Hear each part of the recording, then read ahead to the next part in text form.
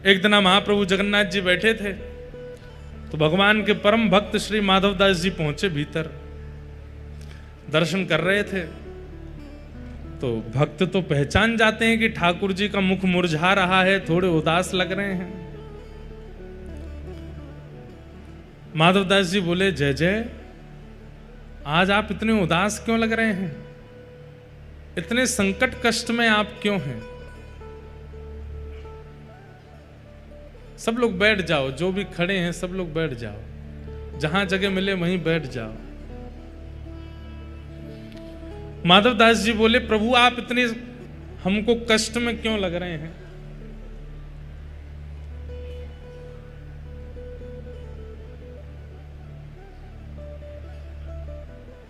तो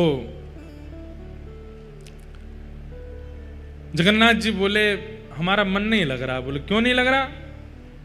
बोले, हम पूरी उड़ीसा में विराजमान तो हो गए, खूब बढ़िया चकाचक यहाँ पे पाते हैं दाल भात महाप्रसाद, लेकिन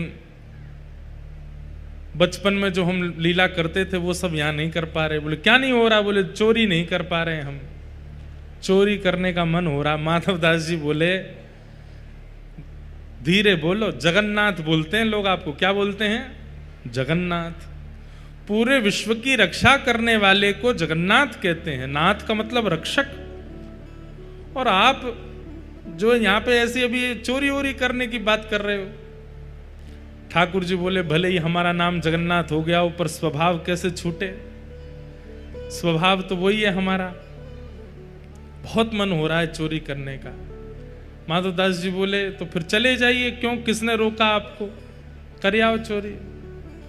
ठाकुर जी बोले, वो भी तो बात है, अकेले आनंद नहीं आता है, एक आध दो लोग हों साथ में तो सुख मिलता है। माधवदास जी बोले, बगल में सुभद्रा जी और ये बलभद्र जी हैं, इनको ले जाओ। बोले, रहने दो, फिर तो हम ऐसे ठीक हैं।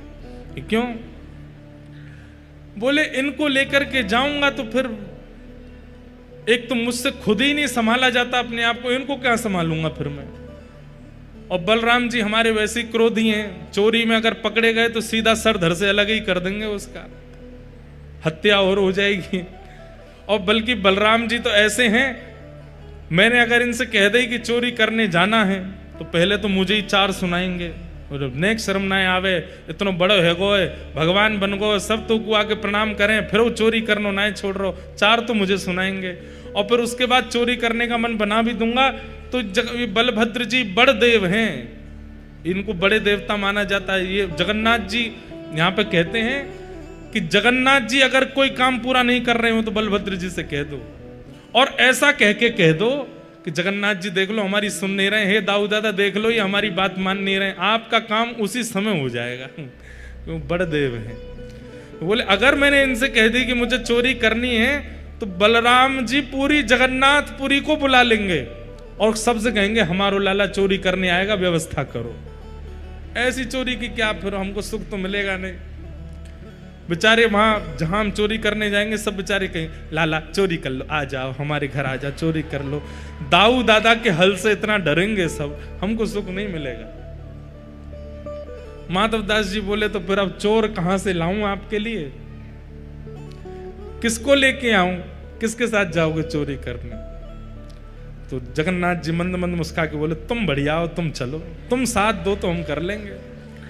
माधवदास जी बोले, वयोवृद्ध शरीर है मेरा, शमशान बस कुछ ही दिन दूर रह गया है मुझसे, हाथ पांव में लकड़ियां, ये हाथ कांपते हैं, पैर कांपते हैं, क्या वयोवृद्ध बूढ़े आदमी के संग क्या चोरी करोगे आप? ठाकुर जी बोले, वो सब हम करवा लेंगे, तुम बस हाँ कर दो। माधवदास जी बोले, नियम तो बता दो, हमने कभी चोरी करी नहीं, हमको पता नहीं है। तो जगन्नाथ जी बोले, सबसे पहला नियम। बोले, क्या? फुर्ती रखनी है, लेकिन फुर्ती में आवाज नहीं करनी है।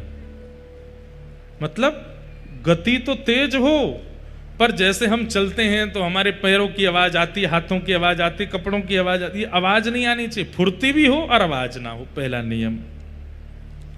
और दूसरी बात, पलके नहीं झपकनी, नेत्र खोल कर रखने, कान खोल के रखने, ध्यान रखना कहीं से कोई आ नहीं जाए।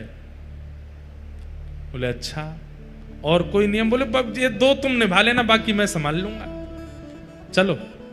माधवदास जी बोले कहाँ जाएंगे चोरी करने, कौन गोपी यहाँ, कौन गोपी के यहाँ जाओगे? बोले गोपी भोपी के यहाँ नहीं जाएंगे। तो बोले ये जो राजा हैं जगन्नाथपुरी के, इनके बगीचा में खूब सुंदर सुंदर कटहल होते हैं, और देखो ये हमारे लिए भोग लगाने भेजते नहीं है, हमको कटहल खाने का मन कर रहा है, कटहल की चोरी करके आएंगे। माधवदास जी बोले इतना सब कुछ करने की क्या आवश्यकता है, हम राजा जी को पत्र भेज देते हैं, कटहल भिजवा देंगे, कल कटहल ही कटहल पाना, आप चोरी करने का। अरे माधवदास फिर तुम वही बात कर रहे हो, तुम कटहल मंगाओ, चलो कह दो राजा से कल एक कटहल भेजे। कटहल आया, बोले अब इसकी सब्जी बनाओ, सब्जी बनाओ, अब हमने पाली अब तुम पाओ, वो पाली। बोले अब स्वाद मिल गया? बोले हाँ, अब तुम चोरी वाले कटहल का स्वाद देखना, इससे दुगना होगा। अब ये जो सुख मिला है ये फीका लगेगा उसके आगे, इसलिए अब चोरी करने चलो। माधवदास जी बोले ठीक है। तो बोले मैं रात में मेरे को सिंह द्वार पे मिल जाना। वो सिंह द्वार पे नहीं, दक्षिण द्वार पे मिलना। सिंह द्वार पे तो सब खड़े रहते हैं, रात में सोते हैं, सोने नहीं देते, बैठ जाते हैं वहां पे, कई भक्त रात भर नाम कीर्तन करते हैं, सबको पता चल जाएगा मैं निकला हूं। दक्षिण द्वार पे मिलना। दक्षिण द्वार पे माधवदास जी बाहर प्रतीक्षा कर रहे हैं। रात्रि में ठाकुर जी आए, चुपचाप छोटे से लाला बन गए, बड़े बड़े नेत्र हैं कारे ठाकुर जी, और सुंदर एक पोशाक अपनी ऐसी धारण करके आए, आंख ही आंख दिख रही है बस। माधवदास जी ने अपने कंधा पे बैठा लिया, और यहां दोनों हाथ रख करके श्री जगन्नाथ जी जा रहे हैं चोरी करने। राजा के बगीचा में पहुंचे, कहां हैं? बोले देखो सामने कटहल का पेड़ है, वहां चलो। पहुंच गए बगीचा में, अंदर जाकर के जगन्नाथ जी उतर गए नीचे।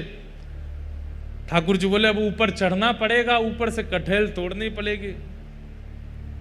तो माधवदास जी बोले कौन से पेड़ पर चढ़ना? अरे धीरे बोलो, कोई सुन लेगा, हम तुमसे पहले ही बोले धीरे बोलना, क्या चिल्ला रहे हो? जैसे ही माधवदास जी बोले इतने में कौन से पेड़ पर चढ़ना है, तो बगीचे का मालिक उठ गया, बोले मैं बताता हूं कौन से पर चढ़ना, रुको। डंडा लेकर के आया, कहां हो तुम? अब जगन्नाथ जी मुख बंद करो, माधवदास जी को छुपा में बोले कि इतना तेज क्यों बोलते हो, पहले ही कहा था आवाज नहीं करनी, देखो आ रहा है, ढूंढ रहा है हमको। छुप के खड़े हो गए, बगीचा में घूम के चला गया, वो उसको नहीं मिले। माधवदास जी बोले अब क्या करना है? बोले देखो पेड़ के ऊपर हम दोनों में से कोई एक चढ़ेगा, और नीचे दूसरा ऐसे करके लपकेगा, गिरेगा तो धम आवाज होगी, फिर से आ जाएगा माली। तो माधवदास जी बोले आप तो लाला हो, इतना भारी आपका शरीर है, आप खुद ही धम्म से नहीं गिर जाओ, मैं चढ़ता हूं ऊपर। ठाकुर जी बोले तुम चढ़ो, हम पीताम्बरी करके खड़े, हम ले लेंगे गोद में। ऊपर चढ़ गए माधवदास जी, अब कटहल लेकर के। अब माधवदास जी ऊपर से चिल्ला के पूछ रहे कौन सा दूं, जे वाला कि वो वाला? ठाकुर जी बोले मरे खड़ो रहे ऊपर ही। इतने में ही बगीचा वाला बोले मैं बताता हूं कौन सा। ठाकुर जी तो वहां से भाज गए। अब ऊपर से माधवदास जी कटहल गिर रहे नीचे, धम्म। अरे ये धम्म आवाज आ रही है, आप लपक नहीं रहे क्या? नीचे माली बोला मैं लपकूंगा, आजा नीचे। माधवदास जी नीचे उतर करके आए बेचारे, ठाकुर जी तो भाज गए वहां से। माधवदास जी जैसे ही निकल करके नीचे आए, माली ने पकड़ करके 2-4 तो डंडा दिए, उनमें हाथ पांव बांध दिए, बोले रुक जाओ तुमको बताते हैं, सुबह होगी। माधवदास जी इधर उधर देख रहे, किसको ढूंढ रहे हो? बोले एक और आए थे साथ में, उनको ढूंढ रहा हूं, हमें तो कोई नहीं दिखा। बोले वो तो अंतर ध्यान हो गए होंगे, वो कहां दिखेंगे। ठाकुर जी भाज गए, सीधे मंदिर में जाके खड़े है गए, बढ़िया है। दूसरे दिन सुबह हुई, राजा को खबर मिली कि भाई हमारे बगीचा में कोई चोर घुसे थे रात को। सुबह सुबह राजा बगीचा घूमने आता था, तो जैसे ही बगीचा में आया तो देखा माधवदास जी पेड़ से लटके पड़े हैं। राजा उनको गुरु मानता था, तुरंत आकर के अरे गुरुदेव गुरुदेव गुरुदेव, ये कैसी लीला, जल्दी खोलो इनके। मालिक है इनको नहीं खोलना, ये रात में कटहल चुरा रहे थे यहां से। अरे हमारे गुरु जी हैं, खोलो इनको। तुरंत खोला, माधवदास जी के नेत्र सजल हैं। राजा बोले भगवान गुरुदेव ये कैसा कौतुक, आप मुझे बोल देते, मैं आपने परसों भी तो मंगवाया तो मैंने कटहल भिजवाया, आप और इच्छा थी तो मैं और भिजवा देता। माधवदास जी बोले हमारा शरीर देख करके तुमको लगता है कि हम कठेल खाते होंगे? हमारे अंग में कहीं भी आपको ऐसे लक्षण दिखते हैं? हमारी जीवा इतनी चटोरी होगी कि हमको कठेल की इच्छा हो? तो बोले हमारी जगन्नाथपुरी में सबसे चटोरे कौन है? बोले कौन है? बोले सबसे ज्यादा स्वादिगर एक ही है, महाप्रभु जगन्नाथ। उनकी इच्छा हो रही थी कि भैया बहुत बड़े है गए, हमने चोरी नहीं करी, तो चोरी करने के लिए आपके बगीचे में आए थे, कठेल की चुराई करने के लिए हमको ऊपर चढ़ाया, सबरी बात बताई, और बोले वो तो भाग गए, इसने हमको पकड़ लिया। राजा के नेत्र सजल हो गए, चरणों में गिर गए, बोले मैं कितना बड़ा भाग्यशाली हूं, महाप्रभु जगन्नाथ मेरे बगीचे पर चोरी करने आए। और उसी दिन पूरा बगीचा महाप्रभु जगन्नाथ जी के ही नाम कर दिया। बोले अभी महाप्रभु जी का ही है, अभी हमारा नहीं है, अब यहां जो भी सामग्री सब महाप्रभु जी की। माधवदास जी बेचारे स्नान ध्यान करके निकले, समुद्र प्रणाम करने जाते थे रोज भोर में। जैसे ही समुद्र प्रणाम करने गए, सोई दूर देखा कालिया ठाकुर ऐसे ऐसे चलते आ रहे हैं। माधवदास जी बोले बहुत बढ़िया, भाज गए थे रात को? बोले हम तो नहीं भाजे, तुम चिल्ला क्यों रहे थे ऊपर पेड़ पे से?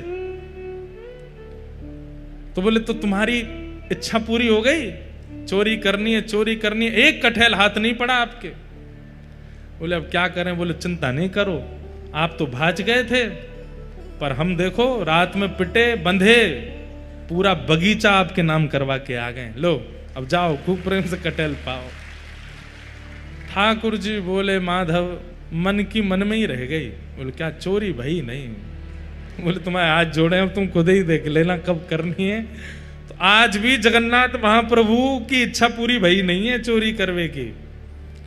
है कोई अगर तो करो ऐसी व्यवस्था कि कभी महाप्रभु जी आवे और चोरी कर ले जाएं आपके घर से कछु। बंधुओं, अपने बगीचे के पुष्पों को इसी भाव से तैयार करो, अपने बगीचे के सुंदर फलों को भी इसी भाव से तैयार करो, अपने घर की सब सामग्री को इसी भाव से तैयार करो कि कभी महाप्रभु जी की इच्छा पूरी हो जाए, कभी उनका ये भाव पूरा हो जाए, वो हमारे घर आवे। तू है सखी बड़ भाग बड़ी, नंदलाल तेरे घर आवत है। तू है सखी बड़ भाग बड़ी, नंदलाल तेरे घर।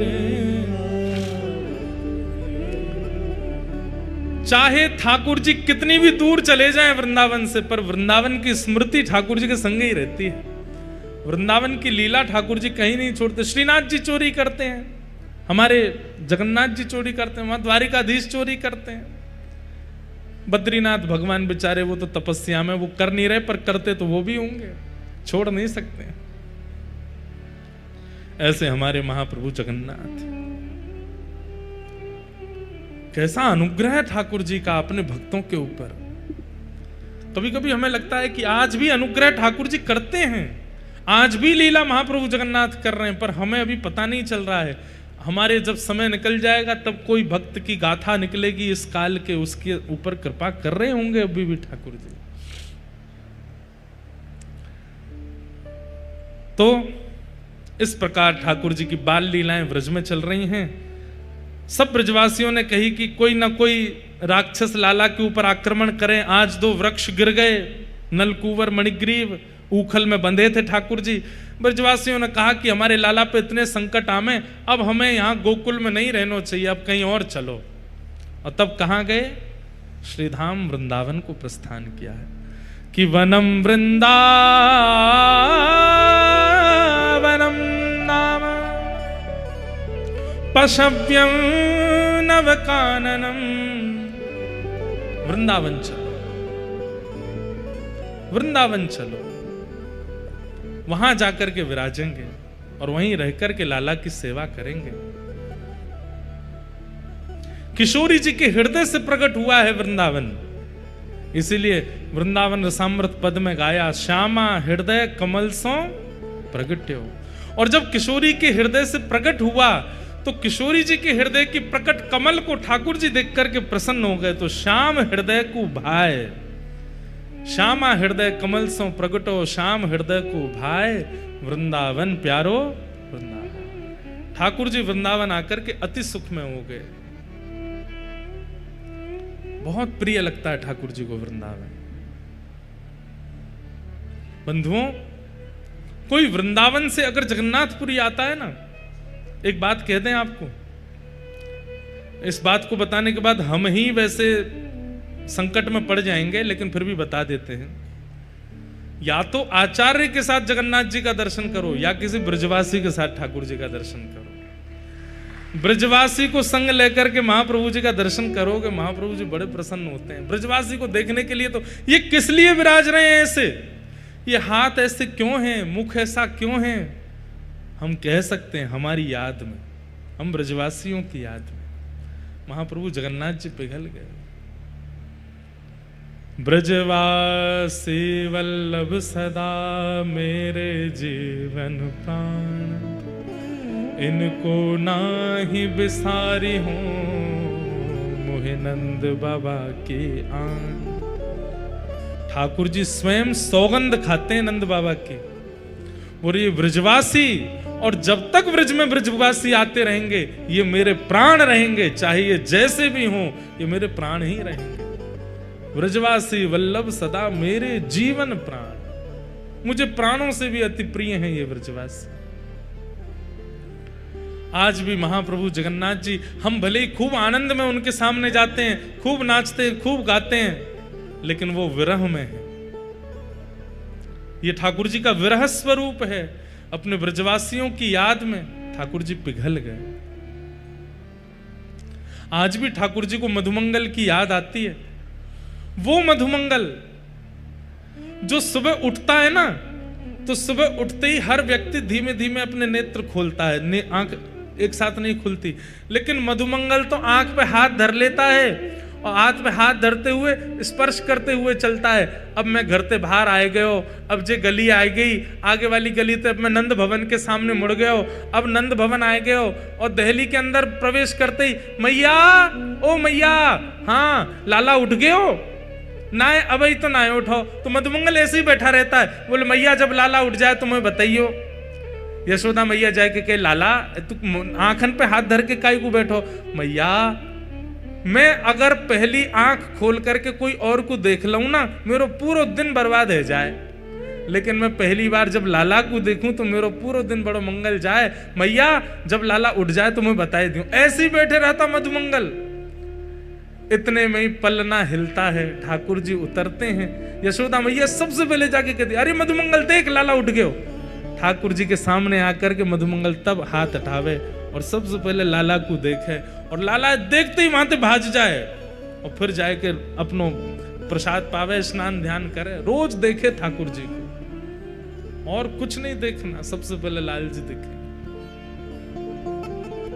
ठाकुर जी को उस मधुमंगल की याद में यहां पिघल गए हैं कि मधुमंगल आज भी बाट निहार रहा है मेरी ब्रज में, और मैं गया नहीं। भगवान श्री कृष्ण जन कल्याण करने के लिए धराधाम पर आए, लेकिन ब्रज आकर के जो प्रेम ठाकुर जी को मिला, उसके बाद ठाकुर जी असमंजस में आ गए। अब मैं क्या करूं? यदि मैं ब्रजवासियों के पास रहूंगा तो विश्व कल्याण नहीं होगा, और विश्व कल्याण के लिए जाऊंगा तो ब्रजवासी मेरे कष्ट में आ जाएंगे। ठाकुर जी ने विश्व कल्याण को चुना, चले गए विश्व कल्याण के लिए। मथुरा, द्वारिका और महाभारत का युद्ध आदि करा करके गीता का ज्ञान दिया, लेकिन अपने लीला के अंतिम का समय में ठाकुर जी अपनी लीला पूरी करने से पहले बड़ी ग्लानि होने लगी। विश्व कल्याण तो हो गया, लेकिन ब्रजवासियों को मैं सुख नहीं दे पाया, क्या करूं? तो ब्रजवासियों का जो कष्ट है, ब्रजवासियों की जो पीड़ा है, ब्रजवासियों का जो विरह है, ठाकुर जी के मन में आया, मैं उसका आस्वादन करूं। जितना विरह ब्रजवासियों ने मेरे लिए किया है, ये तो 100 वर्षों का विरह है। मैं आज प्रतिज्ञा धारण करता हूं, जब तक पृथ्वी रहेगी तब तक इन ब्रजवासियों के विरह में जगन्नाथ बन करके बैठा रहूंगा। रोज विरही होते हैं। हमें लगता है कि वो मुस्कुरा रहे हैं, हमें लगता है कि वो बड़े बड़े नेत्रों में श्रृंगार, बड़े श्रृंगार आदि, पर नहीं। वहां प्रभु जगन्नाथ जी विरह में है, ब्रजवासियों के विरह में।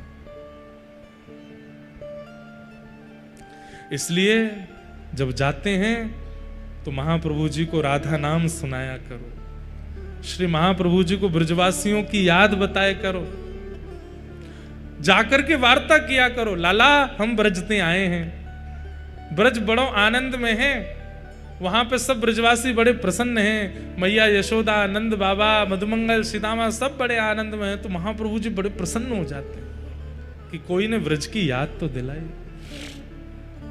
उधो मोहे ब्रज बिसरत नाहि, ठाकुर जी कहते हैं उद्धव मैं ब्रज को भुला नहीं पाता।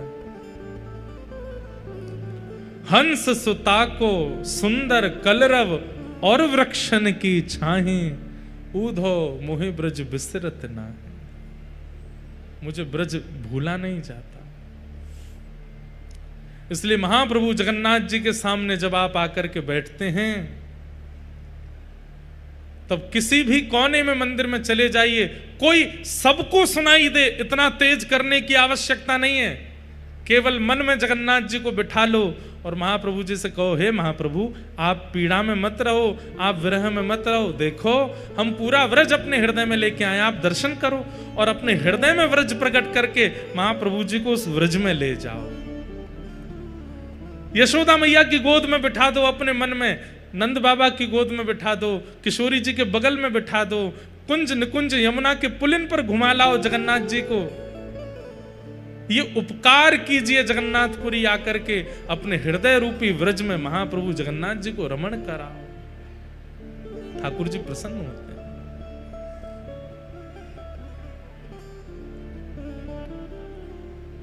बहुत याद आती है ठाकुर जी को।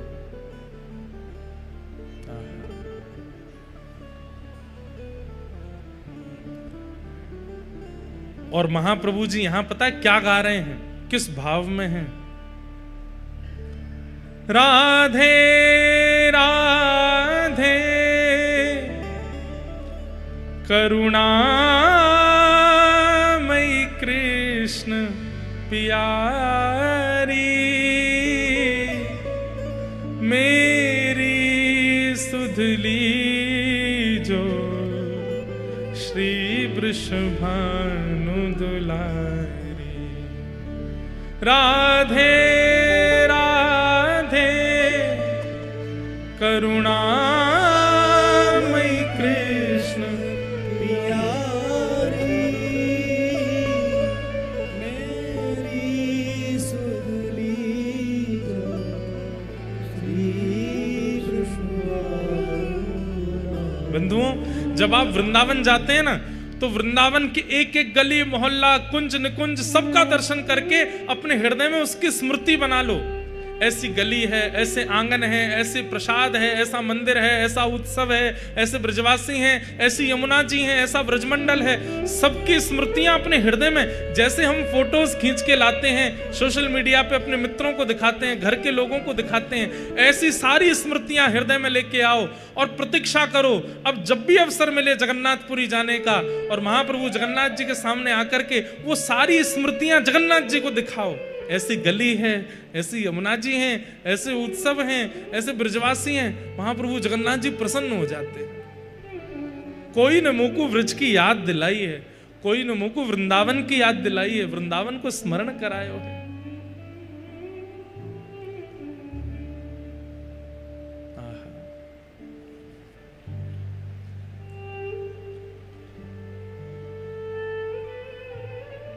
ठाकुर जी को वृंदावन बहुत प्रिय है।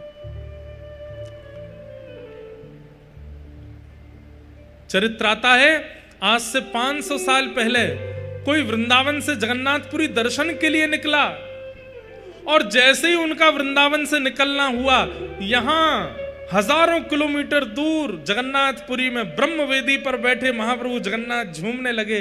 पुजारियों ने पूछा, अरे जय हो जगन्नाथ जी, इतने आनंद में क्यों हैं, झूम क्यों रहे हैं? महाप्रभु जगन्नाथ जी के अश्रु प्रकट हो गए। मेरे व्रज से कुछ लोग आ रहे हैं जगन्नाथ दर्शन करने के लिए, मुझे बड़ी प्रसन्नता हो रही है। वो कब आएंगे, मैं कब उनको देखूंगा? उनके अंग का स्पर्श करके वायु मेरे पास आएगी और उनके स्पर्श से वायु जब मुझे लगेगी तो मुझे लगेगा कि वृंदावन की ब्यार मुझे स्पर्श कर रही है। हे मेरे पुजारियों, उनकी बढ़िया व्यवस्था कर देना, उनको प्रसाद दिलाना, उनको खूब घुमाना, यहाँ पे कोई कष्ट ना हो, समुद्र में ज्यादा अंदर मत ले जाना, बहुत उग्र है, मेरे ब्रजवासियों को लग गई तो।